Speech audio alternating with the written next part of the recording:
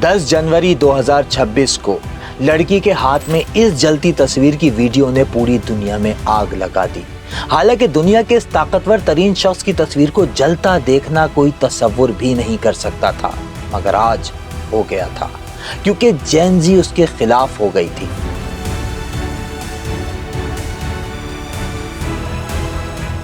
वो जो पिछले 37 सालों से दुनिया की सुपर पावर्स के असाब पर सवार था, जेन ज़ी उसके खिलाफ निकल आई थी। वो जिसने मर्ग बर अमेरिका का नारा दुनिया में फैलाया, आज उसी के मुल्क का नौजवान उसके खिलाफ निकल आया। जिसने क़िबला अव्वल की आज़ादी की तहरीक को नया रुख दिया, जिसने इजराइल को अपने वतन में घुसने ना दिया, जिसने प्रॉक्सीज के जरिए अमेरिका और इजराइल को नाकों चने चबवाए, आज उसके मुल्क के नौजवान उसके खिलाफ ही क्यों निकल आए? जो खुमैनी की आंख का तारा बना, इराक, शाम, यमन, लबनान का सहारा बना, हर कोई जिसका दीवाना बना, जिस्म जिसका हमलों का निशाना बना। I am talking about the one and only Ayatollah Syed Ali खामनाई।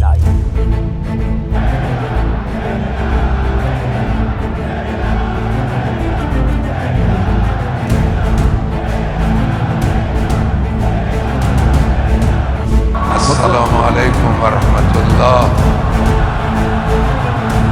लेकिन मेरी ये डॉक्यूमेंट्री खामनाई की जिंदगी पर नहीं, बल्कि उनकी जिंदगी में आने वाले उस नए मोड़ पर है जिसका ना उन्होंने और ना कभी किसी और ने सोचा था। जी हाँ, ये तस्वीर खामनाई की जलाई जा रही थी।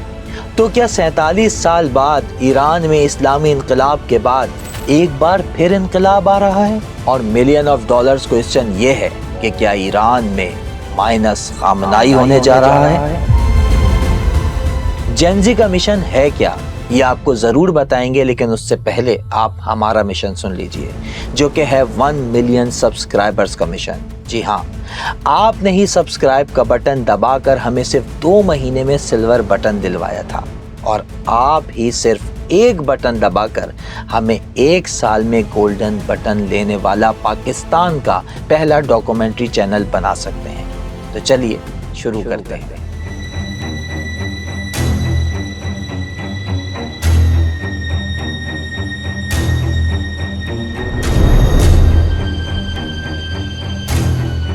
We will get involved. We'll be hitting them very hard where it hurts.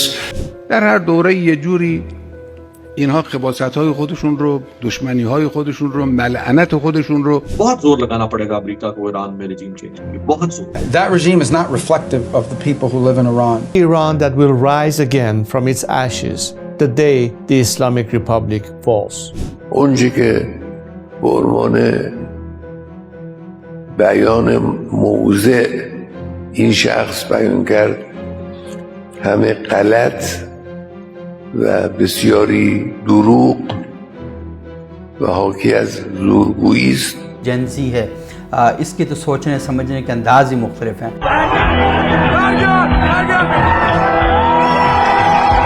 Proxies کے ذریعے سے ایک تو ایران اپنے دفاع کو مضبوط کرنا چاہتا تھا۔ ایرانی پراکسیز مداخلت کر سکتی ہیں تو پھر امریکہ کیوں مداخلت نہیں کر سکتا؟ نمرود و رضاخان و محمد رضا و امثال اینا وقتی که در اوج غرور بودند سرنگون شدند۔ ایرانین قوم میں اور وینزویلن قوم میں بہت فرق ہے۔ وہ شخصیت جس کا امریکہ اور اسرائیل بھی کچھ نہ بگاڑ سکے، اس کا تخت کل کے بچے ہلا رہے تھے۔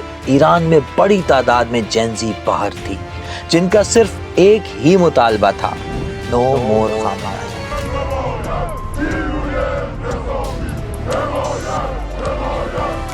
سوشل میڈیا پر لڑکیاں حجاب اتار کر ویڈیوز اپلوڈ کر رہی تھیں اور خواتین سڑکوں پر ڈانس، کہیں مساجد جلائی جا رہی تھیں تو کہیں سرکاری عمارتیں، پولیس آرمی کے افسران قتل ہونے لگے، فوجی املاک کو تباہ کر دیا گیا۔ ایران کے 100 سے زائد شہروں کے شہری سڑکوں پر تھے۔ تو کیا ایران اسلامک اسٹیٹ سے واپس سیکولر اسٹیٹ بن جائے گا؟ کیا اس بار 2026 میں جین زی انقلاب آئے گا؟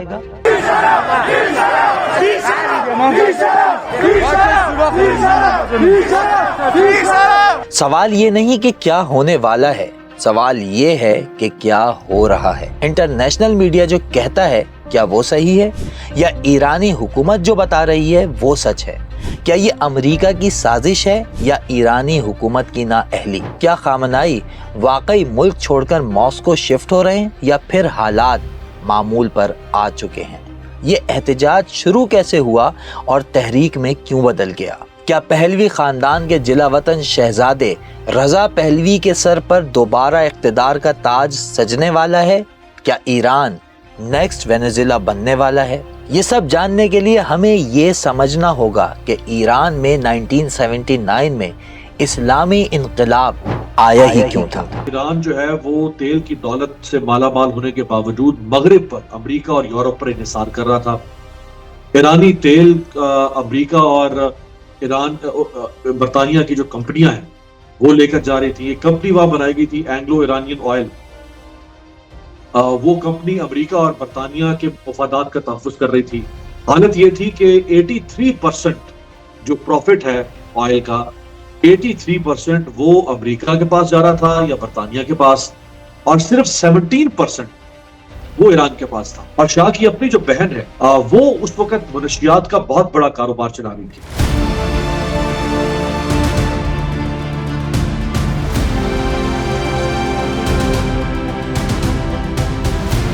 یہ میوزیم دیکھ رہے ہیں، عبرت میوزیم کبھی جیل تھا جہاں انقلاب ایران سے پہلے شاہ ایران کی بنائی گئی فورس ساواک ان لوگوں کو رکھتی تھی جو شاہ ایران کے مخالف تھے یا اس پر تنقید کرتے۔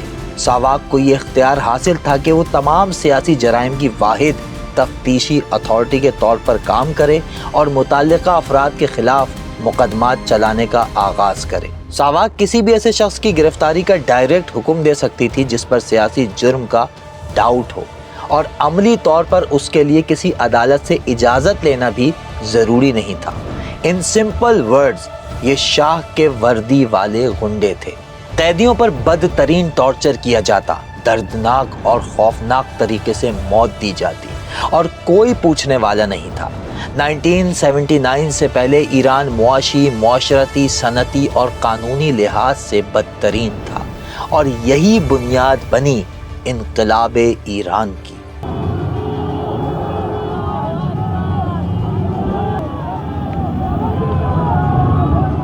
انقلاب ایران میں اہم ترین کردار تھا تہران کے بزرگ بازار کا، کیونکہ یہ صرف ایک بازار نہیں تھا بلکہ ایران کی معاشی بیک بون، ملک کا سب سے بڑا ٹریڈنگ نیٹ ورک، مساجد اور مدارس کا فائنینشیل سپورٹر اور عوامی رائے سازی کا طاقتور مرکز بھی تھا۔ 1978 میں جب بزرگ بازار بند ہوا تو پورا ٹریڈنگ نیٹ ورک رک گیا تھا، حکومت کا ٹیکس سسٹم مفلوج ہو گیا۔ یہ ہڑتالیں صرف احتجاج نہیں تھیں بلکہ یہ شاہ ایران کے خلاف معاشی جنگ تھی۔ اس طرح 1 فروری 1979 کو شاہ ایران کا تختہ الٹ گیا، اور صرف 10 دن کے اندر یعنی 11 فروری 1979 کو شاہ ایران ملک چھوڑ چکا تھا۔ لیکن انقلاب صرف تخت الٹنے کا نام نہیں ہوتا، اصل امتحان تو اس کے بعد شروع ہوتا ہے۔ 1979 میں ہی ریفرینڈم ہوا۔ ایرانی عوام نے پہلی بار خود فیصلہ کیا کہ وہ کیسی ریاست چاہتے ہیں۔ 98% ووٹ سیکولر اسٹیٹ کے بجائے اسلامی جمہوری ریاست کے حق میں تھے۔ نیا آئین بنا، بادشاہت کے بجائے ولایت فقیہ کا نظام آیا، یعنی ریاست کی آخری اتھارٹی ایک منتخب مذہبی رہنما سپریم لیڈر ہوگا۔ اس کے اندر یہ ہوتا ہے کہ ایک سپریم لیڈر ہوتا ہے جو اسپرچول ہیڈ ہوتا ہے اسٹیٹ کا، جس کے اندر ساری powers of controlling the spirit of the state, جو کہ آپ کا میڈیا ہے، جو کہ آپ کا ایجوکیشن ہے، جو کہ آپ کی IRGC جو سپاہ ہے، IRGC اور قدس اور سپاہ، یہ ادارے سپریم لیڈر کے انڈر ہوتے ہیں۔ ساتھ ہی ساتھ ایک ڈیموکریٹکلی الیکٹڈ ایگزیکٹو برانچ ہوتی ہے، جو پریزیڈنٹ ہوتا ہے اس کو الیکٹ کیا جاتا ہے۔ اس کے ساتھ ساتھ جو شورا ہے یہاں کی وہ مختلف ہیں، خبرگان الگ ہے، ایگزیکٹو اسمبلی الگ ہے، گارڈین کاؤنسل الگ ہے۔ یہ دونوں ادارے جو ہیں وہ ڈائریکٹلی الیکٹڈ ہوتے ہیں، ان میں جو نمائندے ہوتے ہیں وہ ڈائریکٹلی الیکٹڈ ہوتے ہیں۔ اب ہوتا کیا ہے کہ جو سپریم لیڈر ہیں ان کا الیکشن بھی اسمبلی آف ایکسپرٹس کرتی ہے، جو کہ خود الیکٹڈ ہوتی ہے، اور ساتھ ہی ساتھ پریزیڈنٹ کے جو الیکشنز ہوتے ہیں وہ بھی ہی ہوتے ہیں۔ ایران میں اکثریت شیعہ مسلمانوں کی تھی، اس لیے یہ ریاست شیعہ آئیڈیالوجی پر کھڑی ہوئی۔ شاہی فوج ختم کر کے پاسداران انقلاب بنائی گئی، تعلیم، عدلیہ اور میڈیا کی از سر نو تشکیل ہوئی، اسلامی شناخت ریاست کا سب سے اہم پلر بن گئی۔ یہ پہلی بار تھا ایران نہ ایسٹ بلاک کا تابع تھا نہ ویسٹرن پاورز کا غلام، نعرہ لگا نہ شرقی نہ غربی، فقط اسلامی جمہوریہ۔ لیکن جیسا کہ میں نے کہا تھا کہ انقلاب لانے سے زیادہ مشکل ہوتا ہے اسے قائم رکھنا، ایران کی سچویشن تو اب اور زیادہ خراب تھی، کیونکہ اب وہ پابندیوں کی زد میں تھا۔ جو گلوبل مانیٹری سسٹم ہے اس میں ایران انکلوڈڈ نہیں ہے۔ سینکشنز عام سے ریلیٹڈ تھی، لیکن اسی کے ساتھ ساتھ بالکل بھی اس میں کوئی ٹائم نہیں تھا، لیکن اسی کے ساتھ ساتھ جو دوسری چیزیں ہیں، for example purchasing of parts کی پرچیزنگ، انڈسٹریل پرچیزز، ٹیکنالوجی کی پرچیزز، کچھ میڈیسنز بھی تھی جن کی پابندیاں ایران کے اوپر جن کی سینکشنز لگنا شروع ہو گئیں۔ اسلامی انقلاب کے بعد ایران کی سیاست بس دو الفاظ میں سمٹ گئی، ریفارمسٹ اور پرنسپلسٹ۔ لیکن ان دونوں کے علاوہ ایک سیاسی جماعت اور بھی تھی، اسلامک ریپبلک پارٹی، مگر 1987 میں خود سسٹم نے اسے ختم کر دیا اور اب صرف دو ہی دھڑے موجود ہیں۔ پرنسپلسٹ، دا گارجین آف دا سسٹم، یہ وہ لوگ ہیں جو کہتے ہیں کہ انقلاب کی بنیادیں بدلنا خود انقلاب سے غداری ہے۔ یہ طبقہ سپریم لیڈر، ولایت فقیہ، پاسداران انقلاب، عدلیہ اور مذہبی اداروں کے سب سے قریب ہے۔ ان کے لیے مزاحمت، خود کفالت اور مغرب سے ٹکراؤ ہی ایران کی بقا ہے۔ یہ سب خود کو نظام کا اصل محافظ سمجھتے ہیں اور اکثریت میں بھی ہیں، جبکہ دوسرا reformist, the voice of change ہے، یعنی اصلاح پسند۔ یہ نظام کو گرانا تو نہیں چاہتے، مگر یہ کہتے ہیں کہ نظام کو سانس لینے دیا جائے۔ ان لوگوں کی ڈیمانڈز ہیں شہری آزادی، میڈیا کی آزادی، معاشی بحالی اور دنیا سے تعلقات کی بہتری۔ یہی وہ لوگ ہیں جنہوں نے محمد خاتمی اور بعد میں حسن روحانی کو اوپر پہنچایا۔ یہ کہتے ہیں کہ جمود ریاستوں کو توڑتا ہے، مگر امریکہ کو تو نہ پرنسپلسٹ میں کوئی انٹرسٹ تھا اور نہ ہی ریفارمسٹ سے کوئی لگاؤ، کیونکہ دونوں میں ہی نظریاتی اختلاف تو تھا، مگر دونوں ہی ریاست اور اسلامی رجیم کے وفادار تھے۔ اس لیے امریکہ کو ایران میں شاہ ایران جیسی حکومت ہی سوٹ کرتی تھی۔ اس کی سب سے بڑی وجہ تھی آئل۔ یہ امریکہ کے لیے ڈو اور ڈائی کا مسئلہ تھا، اس لیے خمینی رجیم اسے کسی صورت قبول نہیں تھی، اور امام خمینی کا تو سلوگن ہی مرگ بر امریکہ تھا۔ ایرانیوں کی امریکہ سے نفرت بھی فطری تھی، کیونکہ شاہ ایران کی حکومت کو مکمل سپورٹ کرنے والا یہی ملک تھا، اور یہ نفرت کے شعلے مزید بھڑکے جب 4 نومبر 1979 میں ایران میں موجود امریکن ایمبیسی پر انقلابی اسٹوڈنٹس نے دھاوا بول دیا اور 66 امریکی اہلکاروں کو یرغمال بنا لیا۔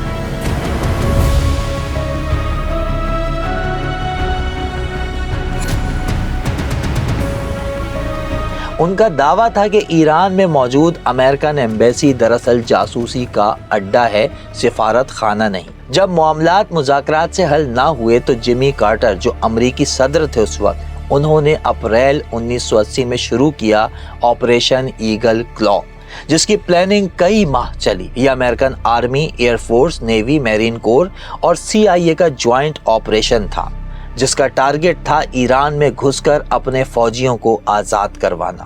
امریکہ تو بھرپور تیاری کے ساتھ ایران میں اترا، لیکن اس کا رزلٹ کچھ اور ہی نکلا۔ یہ جہاز لے کر آئے، ہیلی کاپٹر لے کر آئے، مشہد کے قریب ایئرپورٹ طبس کے مقام پر تھا، وہاں پر یہ اترے، کیونکہ نیا انقلاب تھا، ابھی نہ کوئی سپاہ تھی، نہ فورس تھی، کچھ بھی نہیں تھا، ابتدائی کام تھے، کوئی دفاعی نظام نہیں تھا، اور انہوں نے حملہ کر دیا، یہ ڈیلٹا فورس آ گئی، اور اسی وقت ریت کا طوفان اٹھا، جو پہلے سے انہوں نے فورکاسٹنگ کی ہوئی تھی، کیونکہ حملہ ایسے نہیں کرتے، پہلے سارا مطالعات کر کے آتے ہیں موسمی حالات دیکھ کر، لیکن ناگہان اسی جگہ پر ریت کا طوفان اٹھا، اس طوفان نے ان کو تباہ کر دیا۔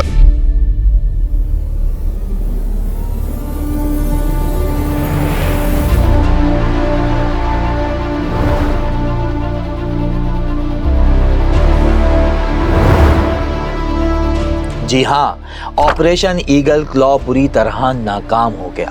کسی یرغمالی کی رہائی تو دور، 8 امریکی فوجی ہیلی کاپٹر سمیت جل کر مارے گئے۔ آپریشن ایگل کلو کے فیلئر نے پریزیڈنٹ جمی کارٹر کی ساکھ کو بھی نقصان پہنچایا، اور بہت سے مبصرین کے مطابق یہی ناکامی 1980 کے صدارتی انتخابات میں کارٹر کی شکست کا ریزن بھی بنی۔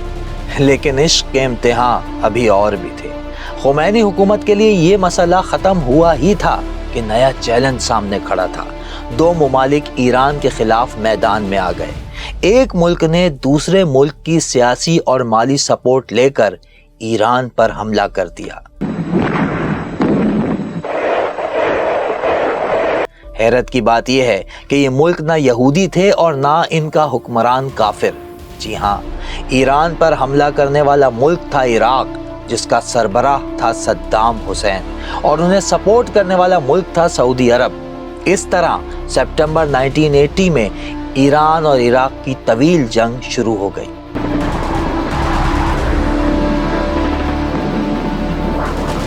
تو صدام حسین جو شرط العرب جو خطہ اس پر اپنی اجارہ داری چاہتا تھا، وہ علاقائی سپرمیسی چاہتا تھا، اور وہ ایران کے اسلامی انقلاب سے بھی خوفزدہ تھا. مسلم دنیا کے اندر بہت کم ممالک میں جمہوریتیں تھیں، اور زیادہ ممالک میں یا تو ملٹری ڈکٹیٹرشپ تھی، جیسے لیبیا میں کرنل قذافی ہیں، سیریا کے اندر، اور پھر آپ عراق کے اندر صدام ہیں، پاکستان میں ضیاء الحق ہیں. تو یہ ایک ساری صورتحال تھی. دوسرا بادشاہتیں تھیں. تو ان بادشاہتوں کو اور ان آمریتوں کو یہ لگا کہ یہ جو انقلاب کے نعرے ہیں، یہ عوامی سطح پر اگر اسی طرح یہ پھیلا تو بڑے پرابلم کریٹ ہوں گے. یہ جنگ 8 سال چلی. عراق کو امریکہ، سوویت یونین، سعودی عرب، کویت اور یورپ کی سپورٹ تھی، مگر یہ جنگ صدام حسین نہ جیت سکے. 5 سے 7 لاکھ افراد مارے گئے، تقریباً 20 لاکھ زخمی ہوئے، $1 ٹریلین کا نقصان ہوا. 8 سالوں کی جنگ میں عراق قرضے میں ڈوب گیا اور ایران تھک چکا تھا. اور پھر 20 اگست 1988 کو اقوام متحدہ نے سیز فائر کرا دیا. اس جنگ میں کسی کے ہاتھ کچھ نہ آیا، مگر سعودی عرب اور ایران کے تعلقات بننے سے پہلے ہی ختم ہو گئے. البتہ ان 8 سالوں میں صدام حسین نے ایک ایسا کام کیا جس نے ایران کو انتہائی بڑا فیصلہ کرنے پر مجبور کر دیا. وہ فیصلہ جو ایران، امریکہ اور اسرائیل دشمنی کو اس نہج پر لے گیا جہاں سے واپسی امپاسبل تھی. وہ فیصلہ تھا ایران کو ایٹمی طاقت بنانا.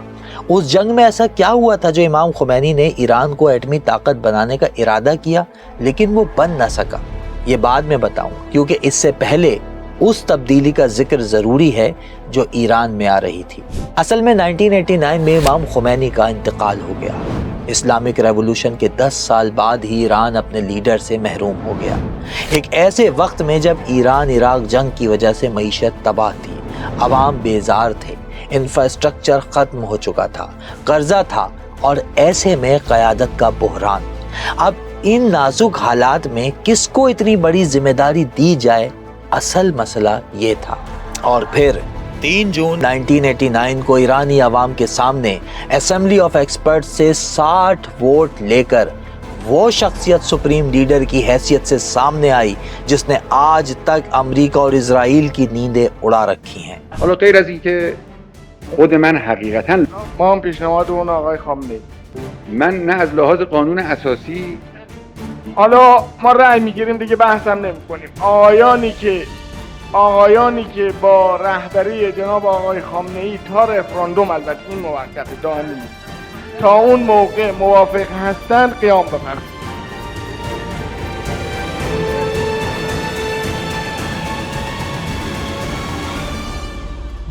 سید علی خامنہئی کون ہیں، وہ کیسے امام خمینی کے خاص ہوئے اور کیسے اس منصب تک پہنچے، یہ ساری ڈیٹیلز اس ڈاکومنٹری میں موجود ہیں، دیکھ لیجئے گا. لیکن ہم ابھی کی بات کرتے ہیں. اصل میں صورتحال جتنی مشکل تھی، علی خامنہئی نے اتنی ہی مہارت سے ہنگامی فیصلے لیے.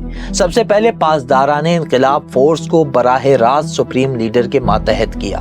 بجٹ، کاروبار، معیشت، تیل، تعمیرات، سب میں ان کا حصہ بڑھایا.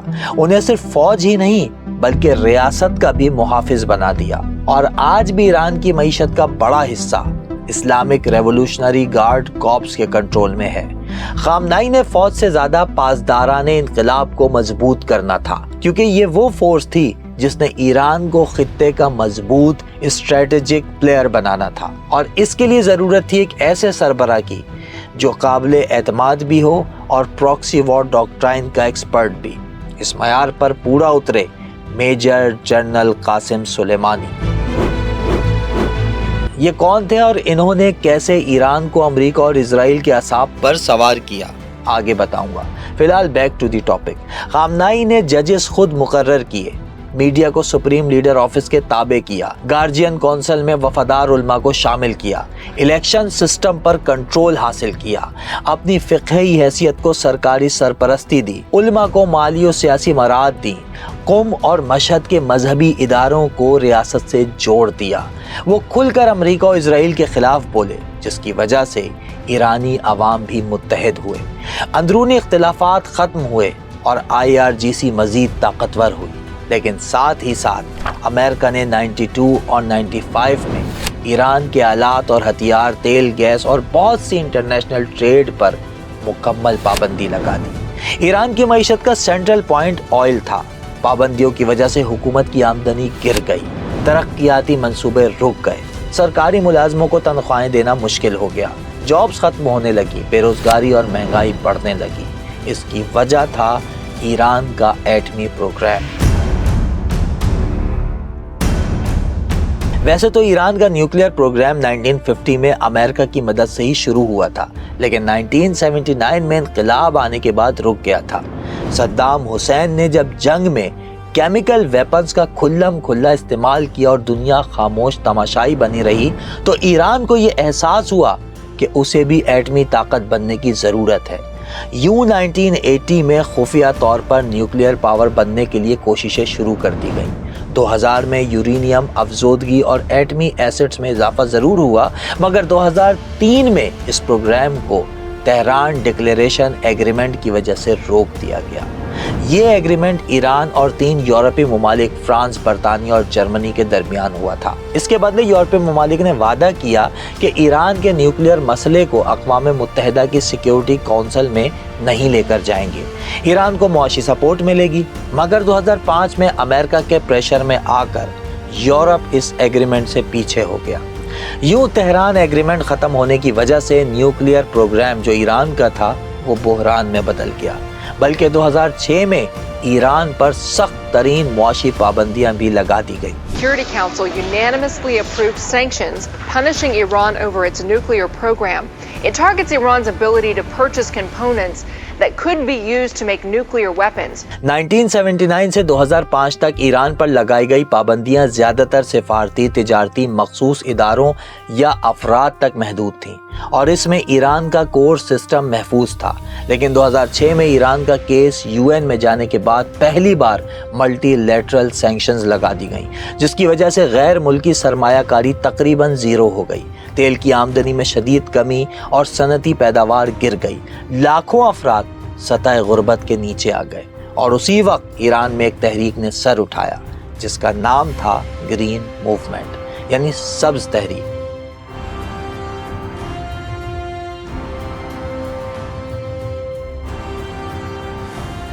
لیکن یہ موومنٹ مہنگائی سے زیادہ ووٹ چوری کے خلاف تھی۔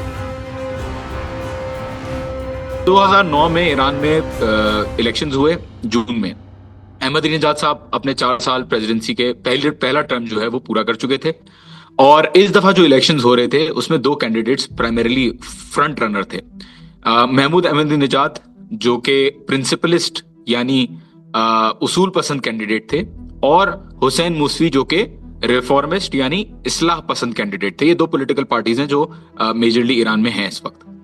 ہوا یہ کہ پریزیڈنشل الیکشن میں احمدی نژاد لینڈ سلائڈ سے جیت گئے، تقریباً 70% ووٹس احمدی نژاد کو ملے، اور حسین موسوی جو تھے ان کا ظاہر ہے وہ ہار گئے الیکشن۔ تو حسین موسوی کا جو سمبل تھا نا الیکشن کا وہ گرین کلر تھا، اور یہ جو گرین موومنٹ جو شروع ہوئی وہ ان کے کلر کے ساتھ ہی اس کی نسبت ہے، ایسوسیشن اس کی اسی کے ساتھ ہے۔ یہ انقلاب کے بعد پہلی بڑی تحریک تھی۔ موسوی نے لوگوں کو سڑکوں پر آنے کا کہتے ہوئے علی خامنائی سے ریکویسٹ کی کہ وہ دھاندلی کی تحقیقات کریں۔ خامنائی نے یہ ریکویسٹ گارجین کونسل کے علماء کو منتقل کر دی، اس کی انویسٹیگیشنز ہوئیں اور رزلٹ یہ نکلا کہ دھاندلی نہیں ہوئی۔ حسین موسوی نہیں مانے اور پروٹیسٹ جاری رکھا۔ دیکھتے ہی دیکھتے یہ احتجاج پورے ملک میں پھیل گئے۔ ایرانی ایکٹرز اور فٹ بالرز بھی حسین موسوی کے حق میں نکل آئے، لیکن جب یہ احتجاج پرتشدد ہوئے تو ریاست نے ایکشن لیا۔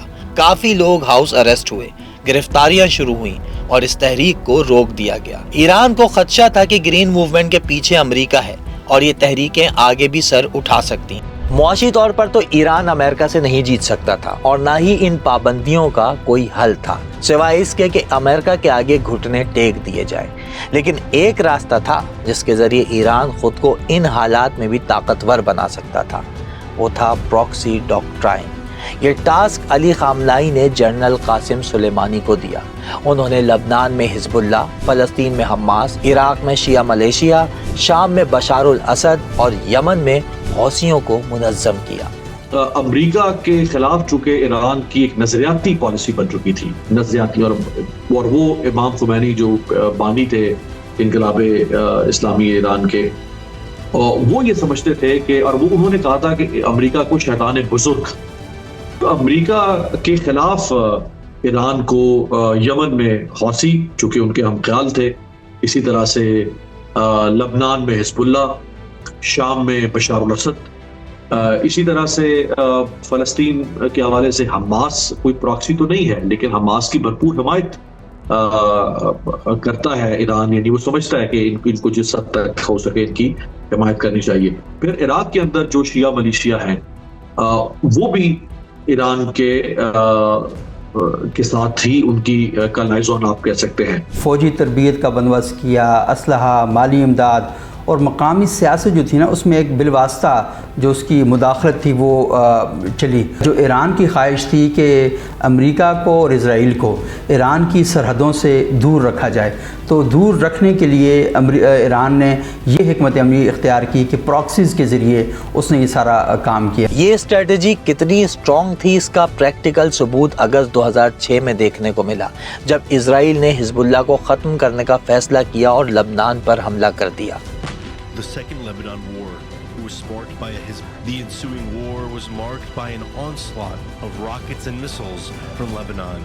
اس جنگ میں ایران حزب اللہ کا نہ صرف سپورٹر تھا بلکہ اس جنگ کی پوری تیاری کے پیچھے بھی ایران تھا۔ ایران نے فجر 3، فجر 5 راکٹس، زلزال میزائل، جدید اینٹی ٹینک میزائل، دھماکہ خیز مواد اور مواصلاتی نظام حزب اللہ کو فراہم کیا۔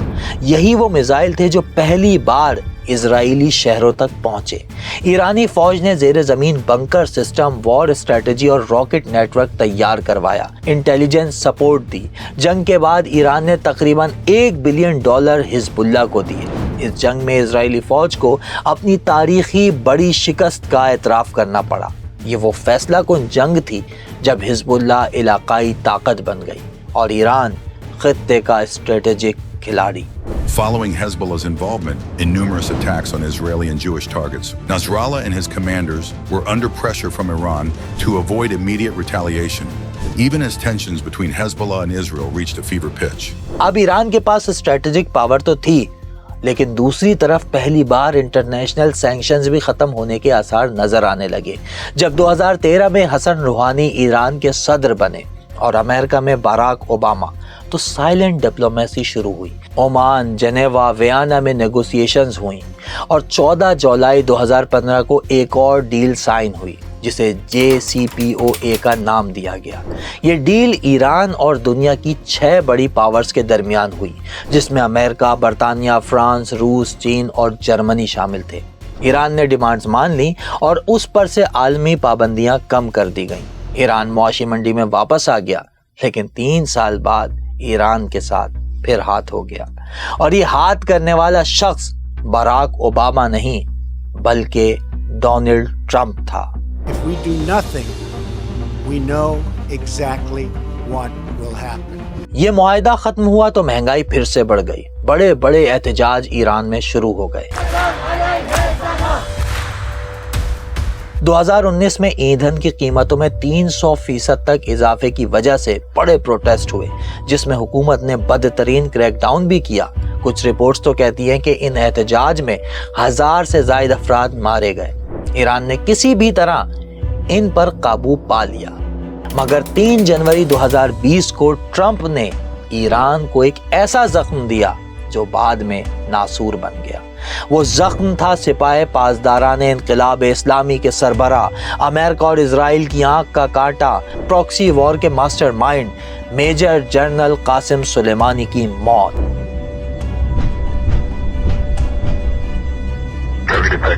ایران کو اپنے جو خارجہ پالیسی کے اوپر جو ان کے مقاصد تھے ان کو حاصل کرنے میں قاسم سلیمانی نے بھرپور کردار ادا کیا تھا. مڈل ایسٹ میں وہ ایک بہت پاورفل فگر بن کے سامنے آئے تھے, بلکہ جو مغرب ہے وہ تو ان کے بارے میں یہ کہتا تھا کہ وہ ایران کے پریزیڈنٹ سے بھی زیادہ طاقتور تھے. قاسم سلیمانی کی شہادت ایران کے لیے بہت بڑا سیٹ بیک تھی. قاسم سلیمانی وہ تھے جنہوں نے عراق میں امریکہ کے بعد اصل طاقت ایران کو بنا دیا. 2014 میں جب داعش نے عراق و شام پر قبضہ کیا, سلیمانی خود میدان میں گئے, فرنٹ لائن پر لڑے, عراقی فورس, کردوں اور شامی فوج کو منظم کیا اور ISIS کی کمر توڑ دی. شام میں بشار الاسد کی حکومت کو گرنے سے بچایا, حزب اللہ کو خطے کی سب سے طاقتور فورس بنایا, یمن میں حوثیوں کو سعودی عرب کے مقابلے کھڑا ہونے کے قابل بنایا, حماس اور جہاد اسلامی کو اسلحہ دلایا. قاسم سلیمانی وہ شخص تھے جن کے ذریعے ایران نے پوری ایکسس آف ریزسٹنس بنائی جو تہران سے بیروت تک پھیلی ہوئی تھی. قاسم سلیمانی پر سید علی خامنائی سب سے زیادہ اعتماد کرتے تھے, وہ براہ راست انہیں جواب دیتے. پینٹاگون نے قاسم سلیمانی کے بارے میں کہا تھا کہ he was the single most powerful non state military actor in the Middle East. Iran کی پراکسی اسٹریٹجی کو تاریخ کا سب سے بڑا دھچکا لگا. ایران نے جواب میں عراق میں موجود امریکی اڈوں پر میزائل حملہ کیا, لیکن جو نقصان ہونا تھا وہ ہو چکا تھا. قاسم سلیمانی پر تو ایک الگ سے ڈاکومنٹری بھی بن سکتی ہے, کہیں گے تو بنا دیں گے. خیر, ایک جنرل قاسم سلیمانی کی موت تھی جس نے ایران کے پراکسیز کو کمزور کیا, مگر عوام متحد تھی. لیکن 2022 میں ہونے والی مہسا امینی کی موت نے تو ایرانی عوام کو ہی حکومت کے سامنے لا کھڑا کیا, اور یہ چھوٹے چھوٹے احتجاج ایک تحریک بن گئی. 13 ستمبر 2022 22 سالہ مہسا امینی کردستان سے اپنے بھائی کے ساتھ رشتہ داروں سے ملنے تہران آئی. ابھی وہ راستے میں ہی تھی کہ اسے ایران کی موریلٹی پولیس نے روکا اور غیر مناسب ڈریسنگ کی وجہ سے اریسٹ کر لیا. مہسا تہران کے لاز سے زیادہ واقف نہیں تھی. یہ بات اس نے پولیس کو بھی بتائی, لیکن فائدہ نہ ہوا. اسے اریسٹ کیا گیا, وین میں ڈال کر پولیس اسٹیشن لے گئے. بعد میں ایک ویڈیو وائرل ہوئی جس میں دیکھا گیا کہ مہسا امینی پولیس اسٹیشن میں کھڑی تھی کہ اچانک گر گئی. اسے فوراً ہاسپٹل لایا گیا, مگر وہ کوما میں چلی گئی اور 3 دن بعد چل بسی. جب یہ نیوز باہر نکلی تو ایرانی عوام مشتعل ہو گئے, پروٹیسٹ ہونے لگے, اور یہ پروٹیسٹ بعد میں تحریک بن گئی جس کا نام تھا وومن لائف فریڈم. مہسا امینی کا جو پروٹیسٹ تھا وہ بہرحال ایک سوشل پروٹیسٹ تھا. دیکھیں, ینگ جنریشن جو ہے نا, وہ بالکل صحیح بات ہے, ان پر حجاب, کیونکہ حجاب جو تھا وہ لازمی ہے, اور گورنمنٹ کو at the end of the day relaxation دینی پڑی, اور ریلیکسیشن گورنمنٹ نے دی. آج اگر آپ ایران میں آئیں تو جس کو حجاب پہننا ہے وہ حجاب پہنتا ہے, جس کو حجاب نہیں پہننا وہ حجاب نہیں پہنتا. مہسا کی موت پر پوری دنیا نے مذمتیں شروع کر دیں. امریکی وزیر خارجہ بلنکن نے سرکاری طور پر کہا کہ مہسا امینی کے حراست میں ہونے والے قتل کی خبریں بہت تشویشناک ہیں. اس وقت کے پریزیڈنٹ جو بائیڈن نے اقوام متحدہ کی جنرل اسمبلی میں خطاب کرتے ہوئے ایرانی خواتین کے ساتھ یکجہتی کا اظہار کیا اور ان کے بنیادی حقوق کی بحالی کی بات کی. The brave citizens and the brave women of Iran who right now are demonstrating to secure their basic rights. کاش وہ یہ بات غزہ کے معصوم بچوں, عورتوں اور نہتے انسانوں کے لیے بھی کرتے. عجیب بات ہے نا, ایک ایسا ملک جو انسانی حقوق کا دائی ہے لیکن سب سے زیادہ انسان مارنے کا ریکارڈ بھی اسی کا ہے. ایک ایسا ملک جو جمہوریت کا علم بردار ہے لیکن آپریشن ریجیم چینج کا ماسٹر مائنڈ بھی. ایک ملک جو خود مختاری کے احترام کا درس دیتا ہے لیکن اپنے ذاتی مفاد کے لیے دوسرے ممالک کے حکمرانوں کو راتوں رات گرفتار کر لیتا ہے. ڈاکومنٹری موجود ہے, دیکھ لیجئے گا وینزویلا میں جو کچھ ہوا. ادھر ایران کی طرف سے مسلسل کلیم کیے جا رہے تھے کہ وہاں ہونے والے احتجاج اصل میں فنڈڈ ہیں, ان کے پیچھے امریکہ اور اسرائیل ہیں. بالکل ویسے ہی جیسے پاکستان میں جب کوئی سیاسی جماعت احتجاج کرتی ہے اور وہ جماعت جو اپوزیشن میں ہو اور اسٹیبلشمنٹ کی ناقد ہو تو اس پر بھی فوراً فنڈنگ کے الزام لگائے جاتے ہیں. خیر, پابندیاں, دھمکیاں, پراکسیز, یہ سب تو چل ہی رہا تھا, مگر فیصلہ کن موڑ آیا 7 اکتوبر 2023 کو جب حماس نے اچانک تینوں طرف سے گھیر کر اسرائیل کو مارا. On the 7th of October, Hamas launched an all-out attack on Israel. Thousands of rockets were launched. Hamas declared war on Israel, and they called it Operation Al-Aqsa Flood.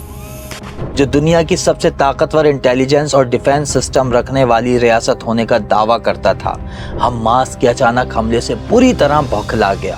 Hamas نے ہزاروں راکٹس داغے، سرحد توڑی، فوجی check points پر control حاصل کیا۔ یہ اسرائیل کی security کے لیے ایک تاریخی شرمناک شکست تھی، جس میں تقریباً 1200 اسرائیلی شہری اور سیکیورٹی اہلکار ہلاک ہوئے، 240 سے زائد یرغمال بنائے گئے۔ ایران اس جنگ میں براہ راست تو شامل تھا ہی نہیں، بلکہ ایران نے آفیشلی کہا تھا کہ یہ فلسطینیوں کا اپنا فیصلہ ہے۔ آپ یہ کہہ سکتے ہیں کہ اس طوفان الاقصی کے بعد ایک اور کوشش کی گئی، ایسا نہیں ہے کہ یہ کوئی پہلی کوشش ہے یا اس دفعہ سوچا گیا کہ ہم ایران میں رجیم چینج کرتے ہیں۔ انقلاب ایران سے پہلے ہی ایران میں رجیم چینج آپریشن ہو چکا ہے۔ اسرائیل نے ایک کے بعد ایک کر کے ایران کی پراکسیز کو ختم کرنا شروع کر دیا۔ 2 جنوری 2024 کو لبنان کے شہر بیروت میں حماس کے نائب رہنما صالح کو شہید کر دیا گیا، جو طوفان الاقصی کے بعد فلسطینی تحریک کی بڑی علامت سمجھے جاتے تھے۔ 31 جولائی کو تہران کے اندر اسماعیل ہانیہ کو شہید کیا گیا۔ سپٹمبر 2024 میں اسرائیلی خفیہ مشن کے ذریعے حزب اللہ کے پیجر ڈیوائس میں دھماکے کیے گئے۔ 27 سپٹمبر 2024 کو حزب اللہ کے لیڈر سید حسن نصر اللہ کو شہید کیا گیا۔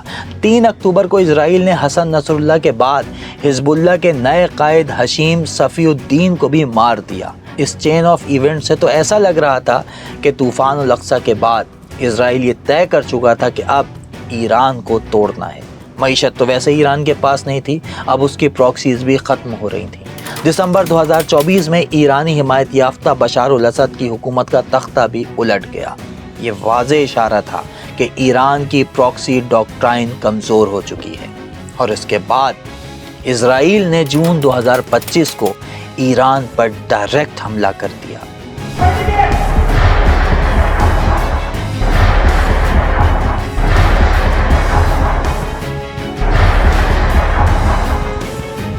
ایران کے ساتھ 12 دن کی جنگ بھی اسرائیل کے لیے اتنی ہی ان ایکسپیکٹڈ تھی جتنی 12 جولائی 2006 کو حزب اللہ کے ساتھ ہونے والی 33 دن کی لڑائی اور حماس کا طوفان الاقصی، کیونکہ ان میں سے 2 ایونٹس میں اسرائیل اپنے مقاصد حاصل کرنے میں مکمل ناکام رہا تھا، جبکہ طوفان الاقصی نے یہ پروف کر دیا تھا کہ اسرائیلی انٹیلیجنس اور اسٹریٹجی کو توڑنا کوئی مشکل کام نہیں، بلکہ ایران نے تو اسرائیل کے ایسے علاقوں میں بھی حملہ کیا جہاں اس نے تصور بھی نہیں کیا تھا۔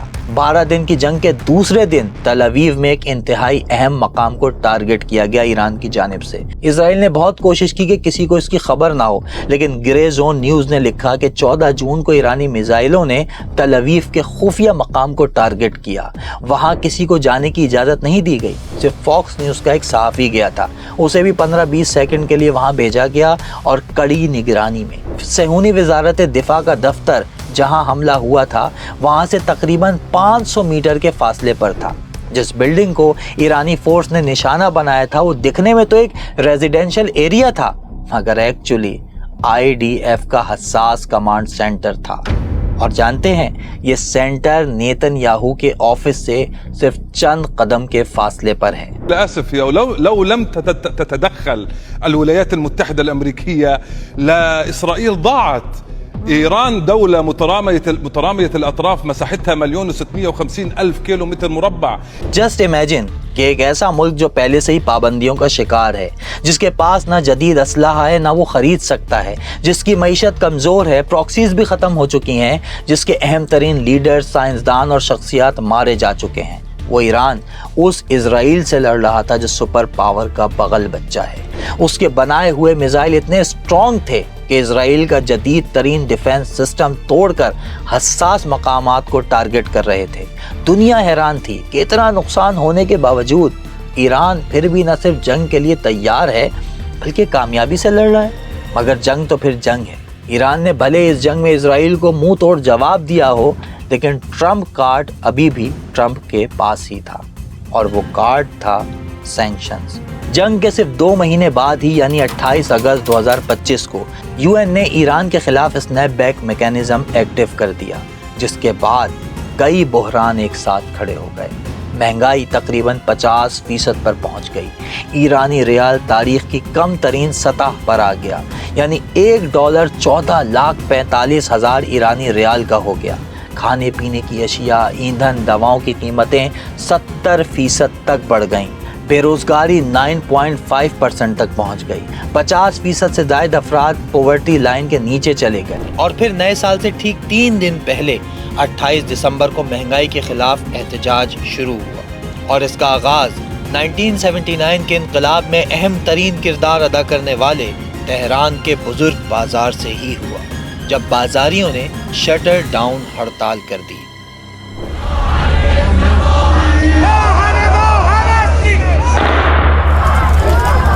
اس احتجاج میں ایران کی پرنسپلسٹ اور ریفارمسٹ دونوں ہی پارٹیاں شامل تھیں، مگر پھر دیکھتے ہی دیکھتے یہ احتجاج پرتشدد ہونے لگے۔ بات اب نعروں سے نکل کر جلاؤ گھیراؤ پر آ گئی۔ مساجد، بینکس، آرمی ہاؤس سمیت کئی سرکاری بلڈنگز جلا دی گئیں۔ شروع میں جو حکومت تھی اس نے مذاکرات نہیں کیے، بات چیت نہیں کی، جس سے اشتعال پھیلا، اور پھر جب اشتعال پھیلا تو آپ نے ان پر فائرنگ کر دی، اور جو پوری دنیا میں پراکسیز ہیں، پاکستان میں ہیں، فلسطین میں ہیں، یمن میں ہیں، لبنان میں، جہاں جہاں، وہاں سے سٹیٹمنٹ آنا شروع ہو گئے۔ تو وہ جو نئی نسل تھی انہوں نے یہ سوچا کہ یہ جب ہم مشکل حالات میں ہوتے ہیں تو اس وقت یہ جو پراکسیز ہیں یہ کیا کہتے ہیں سپورٹ کر رہی ہوتی ہیں ایرانی رجیم کو، لیکن جب ہم بہتر مطلب اس کے خلاف احتجاج کرتے ہیں تو یہ ہمارے خلاف بیان دیتی ہیں۔ تو انہوں نے کہا یہ ہمارے ملک کے اندر ایک مداخلت ہو رہی ہے۔ تو اب وہ جو وہاں پہ بیٹھے ہوئے ہیں مظاہرے کرنے والے، وہ یہ کہہ رہے ہیں کہ اگر ایرانی پراکسیز مداخلت کر سکتی ہیں تو پھر امریکہ کیوں مداخلت نہیں کر سکتا۔ دیکھتے ہی دیکھتے مظاہرین نے 50 سے زائد مساجد جلا دیں، بینکس لوٹنے شروع کر دیے، سرکاری عمارتیں جل کر راکھ ہو گئیں، پولیس، آرمی اور ڈاکٹرز قتل ہونے لگے۔ دوسری طرف ایرانی فورس نے بھی مظاہرین پر فائرنگ شروع کر دی۔ یہ تو ایک معاملہ تھا، بات کا رخ اس وقت بدلا جب امریکہ اور اسرائیل نے ایران میں جاری احتجاج میں ضرورت سے زیادہ انٹرسٹ لینا شروع کیا۔ 2 جنوری 2026 کو CIA کے سابق سربراہ ٹرمپ کے خاص مائک پومپیو نے یہ ٹویٹ کیا کہ سڑک پر نکلے ہوئے ایران کو نیا سال مبارک، اور ان موساد کے ایجنٹس کو بھی جو ایرانی مظاہرین کے ساتھ شانہ بشانہ کھڑے ہیں۔ سینئر صحافی حامد میر نے ایکس پر یہ دعویٰ کیا کہ تہران میں گرفتار باغیوں میں سے 10 کا تعلق افغان اور 6 کا بھارت سے ہے۔ ٹرمپ نے کئی بار ایران میں وینیزویلا کی طرح داخل ہونے کی دھمکی دی، اور جس وقت آپ یہ ڈاکومنٹری دیکھ رہے ہو سکتا ہے کہ ایران امریکہ کی جنگ شروع ہو چکی ہو۔ اس پورے معاملے میں انٹرنیشنل میڈیا کا رول بہت عجیب سا ہے۔ نیو یارک ٹائمز، BBC، ٹیلی گراف، CNN، فاکس نیوز سمیت ہر انٹرنیشنل چینل پر صرف یہی نیریٹو چل رہا ہے کہ ایران میں کسی بھی قیمت پر حکومت گرنے والی ہے اور مظاہرین کی تعداد بڑھتی جا رہی ہے۔ اگر آپ ٹیلی گراف کو پڑھیں تو آپ کو لگے گا کہ شاید ٹیلی گراف کا ایڈیٹر اور اس کی جو نیوز ٹیم ہے وہ چاہتی ہے کہ ہم خود اپنے ہاتھوں سے ایران کا گلا دبائیں۔ جاٹھی تو خامنائی صاحب کے ساتھ ہیں اور وہ خامنائی صاحب کو پسند کرتے ہیں، لیکن وہ یہ چاہتے ہیں کہ خامنائی صاحب تبدیلیاں بھی لائیں، خامنائی صاحب اصلاح پسندوں کی بات سنیں۔ اس وقت سعودی عرب کا جو رول ہے، سعودی عرب بالکل نہیں چاہتا کہ ایران میں رجیم چینج ہو، ایران پر حملہ ہو، بلکہ اس کی وجہ بھی بڑی یہ ہے کہ کیونکہ اگر یہ صورتحال ہوتی ہے تو پورے خطے کے اندر فرقہ وارانہ آگ لگنے کا خطرہ ہے۔ ایرانین قوم میں اور وینیزویلن قوم میں بہت فرق ہے۔ سب سے پہلی چیز ہے سپورٹ، پبلک سپورٹ۔ جو ایران کی دفاعی اور فوجی طاقت ہے وہ وینیزویلا سے بہت بہتر۔ ایران کی جو میزائل ٹیکنالوجی ہے وہ بہت ایڈوانسڈ ہے، وہ دنیا کی ون آف دی بیسٹ ہے۔ ان کی ایئر فورس کمزور ہے لیکن ان کی نیوی نسبتاً، اور ان کی جو زمینی فوج اور ان کی سب سے جو بیسٹ ہے وہ ان کی میزائل ٹیکنالوجی۔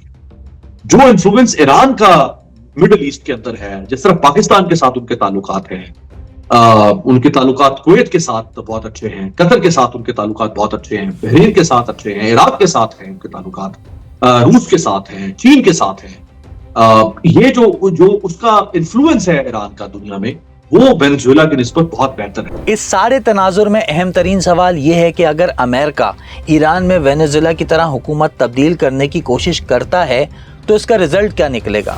میں پاکستان کی مثال دے کر سمجھاتا ہوں۔ پاکستان میں ہر دور میں کوئی ایک جماعت اسٹیبلشمنٹ کے خلاف ہوتی ہے۔ ریسنٹلی PTI، جس نے نہ صرف الیکشن ریزلٹس ماننے سے انکار کیا بلکہ وہ تو موجودہ حکومت کو بھی نہیں مانتی اور اس کے ساتھ ساتھ فوج پر کھل کر تنقید بھی کرتی ہے۔